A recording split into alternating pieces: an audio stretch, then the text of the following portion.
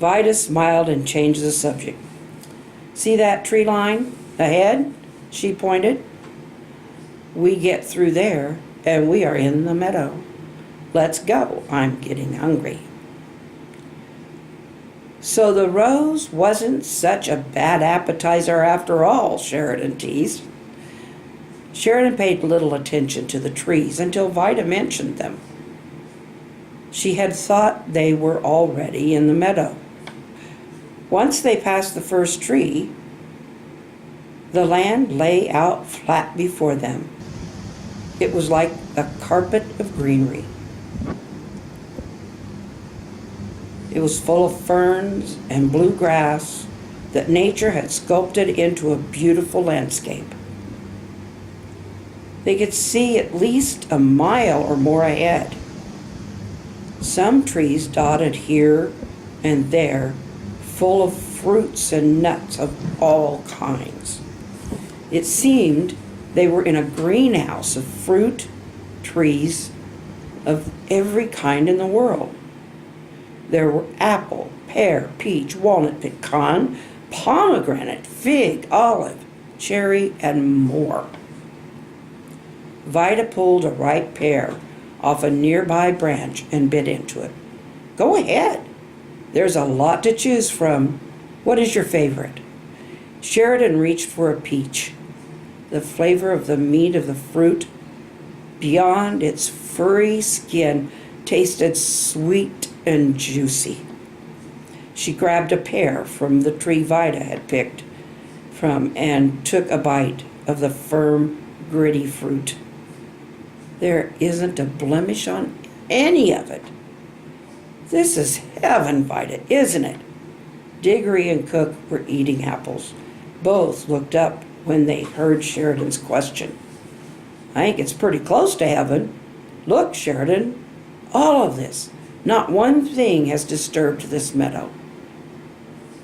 Even the path doesn't go past the trees." "What about animals? There have to be animals." "Oh yes, there are a lot of them. They're out there if you look." Sheridan plucked a fresh pomegranate. The burst of flavor from the hard, nutty granules inside the fruit surprised her. A fresh purple plum sharpened the tongue, and it's not quite with its not a fresh purple plum sharpened the tongue with its not quite ripe tartness. She looked at the others and noticed they too were eating from several trees. "Are you ready for sandwiches?" Vida asked. "No," the other three said in unison as they patted their full tummies. "Thought so," Vida teased. "That's why I never packed any."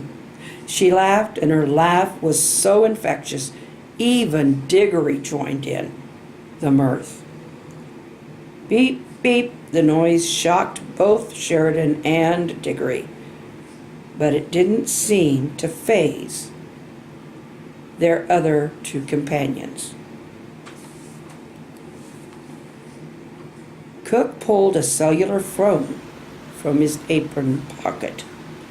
He listened for a moment. "Great, we'll be there." His excitement was taken up by Vida, who cut in. "It's time, and he's coming." "He sure is coming. We better go get ready for him." "What is this?"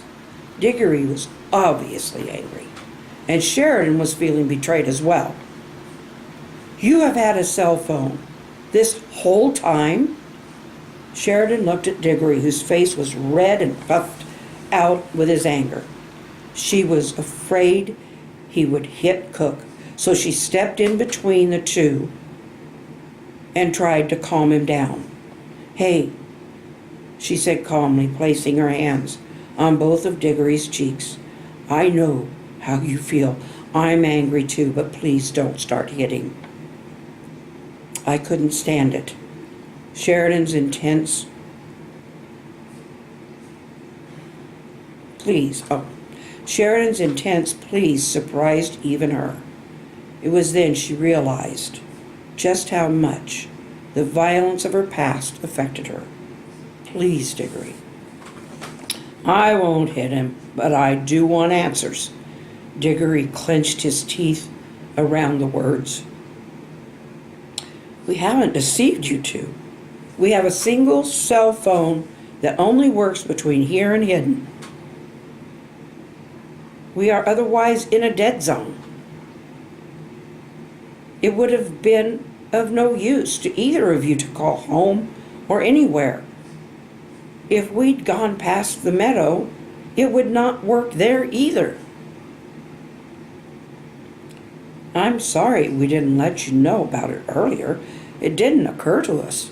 Vida's apology sounded sincere. It took us off guard. Please don't be lying to us about this. Sheridan stopped speaking suddenly. Catch tricked me about the call to my home. How would he be able to do that? Vida held the phone out to Sheridan, who took it and dialed her home number. There was nothing. Not even a single bar indicated a signal. All she heard was dead space. I am being truthful with you, Sheridan. Vida reassured her friend as she took the cell phone back. Now we have to go and get ready for Shepherd. He is coming back, and he will explain all of this to you. Everything is going to become clear to you. Just have a little more faith in us, please. Vida seemed to have complete faith in Shepherd. Sheridan hoped he was worth it. What puzzled Sheridan was that Cook was as excited as Vida about Shepherd's arrival. You two keep exploring the meadow. Please enjoy yourselves. I think you will find your way back easily as long as you start back before dark. There is only one path for you to take, Cook said as the two walked back to Hidden. And that's the end of that chapter. The next chapter is the lake. If you haven't been with us or would like to catch up with the search, that's the book that I'm reading. It's one that I wrote many years ago, and it's got a lot of intrigue to it. I have a playlist, and I will put a link at the end of the videos so that you can go there and catch up with the story. And we're only into chapter 8, so there's a few, because I've been reading about half a chapter at a time. You guys ready to say goodbye? Yep, I was into that. Why ain't we going in the meadow yet? Well, we have to wait. We've seen the meadow. We're at the edge of the meadow. Diggory and Sheridan will go in the meadow. For a little while, anyway. What about Vida and Cook? Well, they're going back to meet Shepherd. So we finally get to find out who this Shepherd guy is? I guess so. We'll have to see. Good night. Good night. Don't let the bugs bite. Good night. Good night. Sleep till the daylight. Good night. Good night. Be kind to each other. Good night. Good night. Tell someone you love them. We're having a kind of a galley night. I don't know why. Well, some nights dogs have yowlies. Okay, what else do we have to say? Be sure to smile and wave. People like to know that you're friendly. The more friendly you are, the more they be friendly. Maybe they'll be friendly to somebody else. And friendly will go all over the world. Wow, that is a big order. But it could. It could. Wouldn't that be something? So, please do subscribe and give us a thumbs up. Click on that notifications button. And be sure to come back and see what's going on with these two and me.